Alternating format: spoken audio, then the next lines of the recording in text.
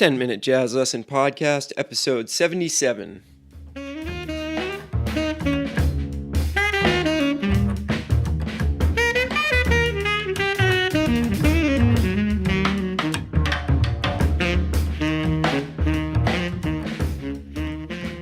Hey everyone, welcome back to Episode 77 of the 10-Minute Jazz Lesson Podcast.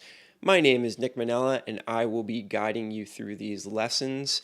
Every week we come at you with a short and concise 10-minute jazz lesson to get you off through the weekend and through the next week with plenty of stuff to practice.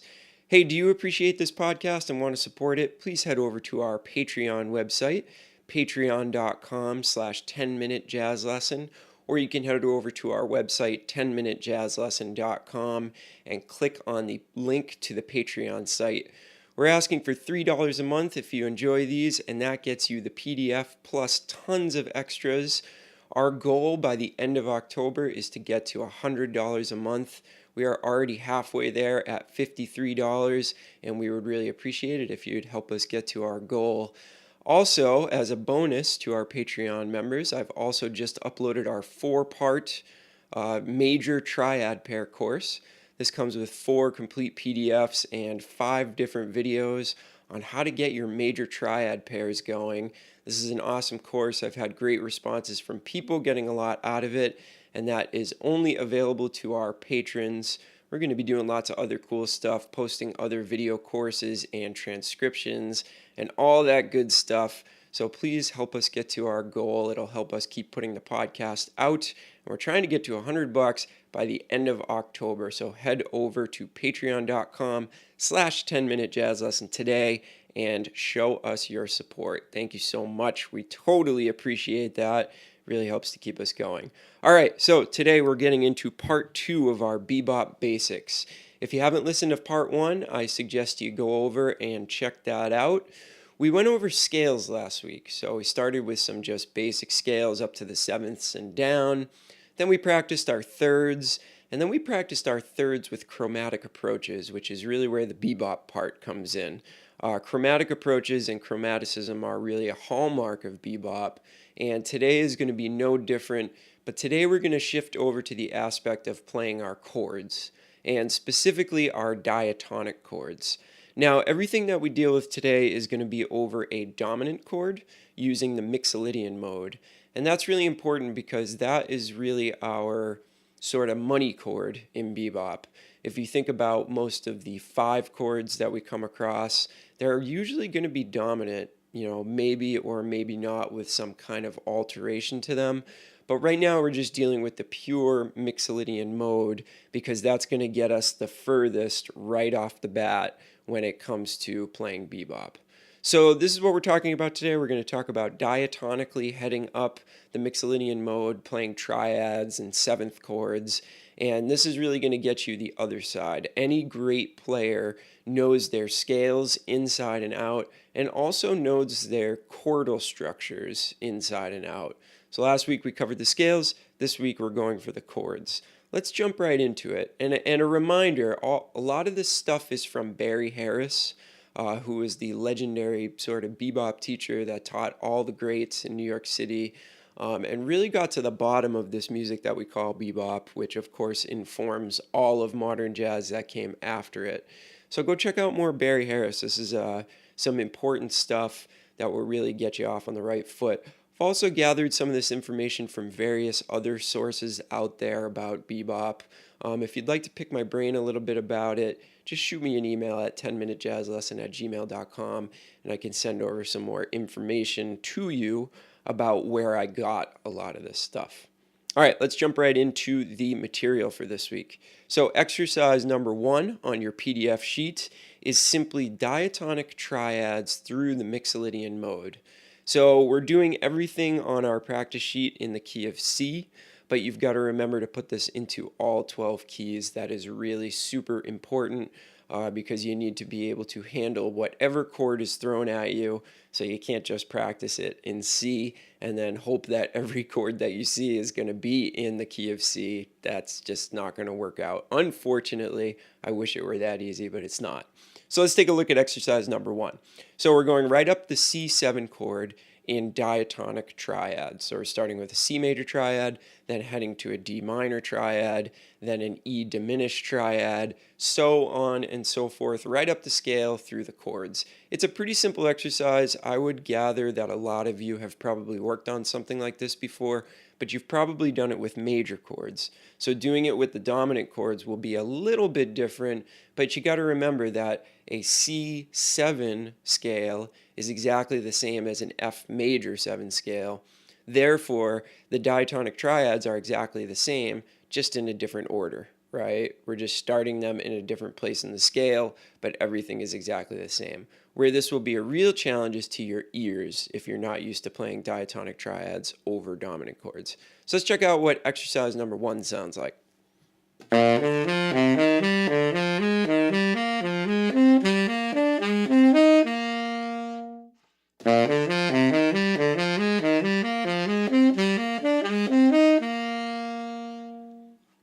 So if you're somebody who has practiced their major diatonic triads, that's going to sound kind of funky to you because it starts off just like a major one would. And then by the time we get to the third triad, we're actually playing that diminished chord, which usually doesn't come until the 7th triad over the major scale.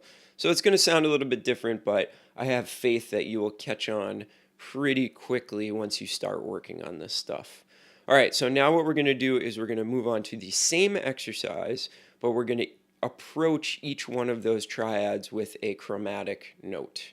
Now, something important to point out that one of the commenters on our website pointed out last week is that, yes, these are chromatic approaches, but in a couple of spots, they actually work out to be both chromatic approaches and diatonic approaches, right? So namely the 4th triad over C, the F triad, we're going to approach it with an E.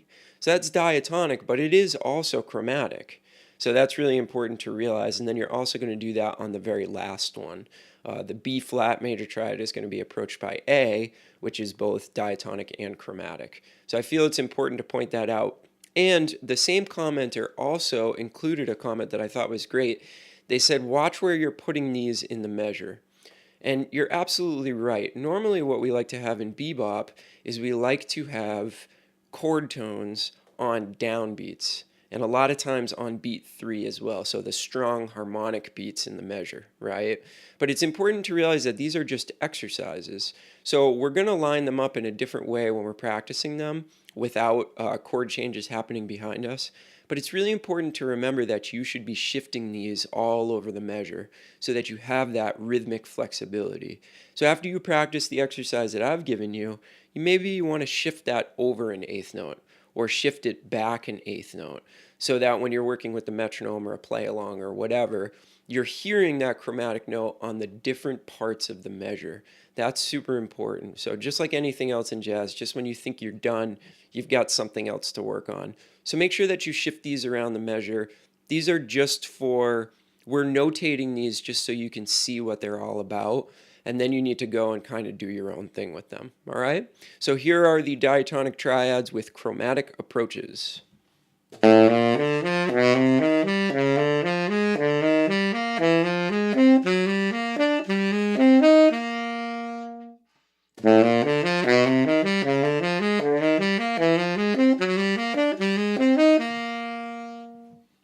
That definitely adds a new dimension to just playing regular diatonic triads.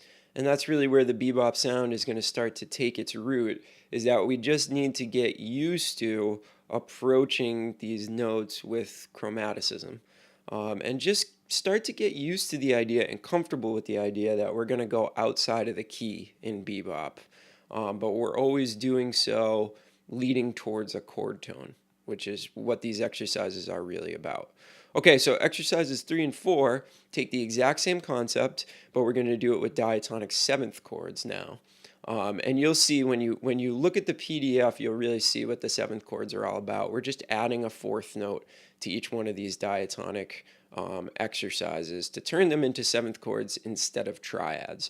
So here are the pure diatonic 7th chords over the Mixolydian mode.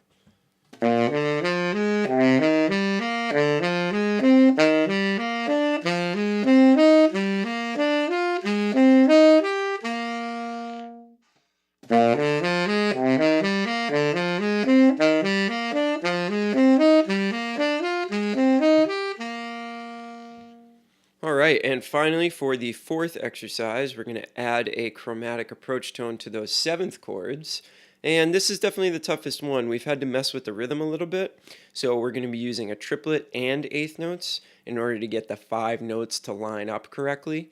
You could play these in a bunch of different rhythmic fashions, but we're going to go with the easiest one so we can kind of stay in 4/4. We're going to start with an eighth note, move to triplets, play 2 eighth notes, move to triplets. You get the idea. This one sounds really cool, and this is going to be the hardest one that you've done yet. So make sure you're looking at the PDF as I'm playing this so you can kind of hear and understand what I'm doing. Here's diatonic 7th chords with chromatic approach tones.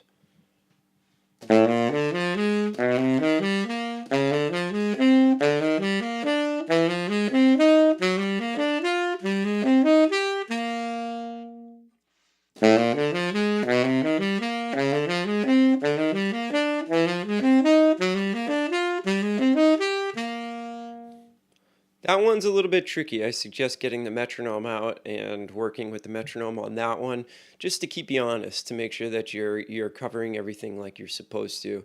And that's one that you really need to kind of see to understand, I think. If you hear somebody play it, you might be a little bit confused about exactly what's happening with that exercise. But rest assured, that's going to be a great one for you.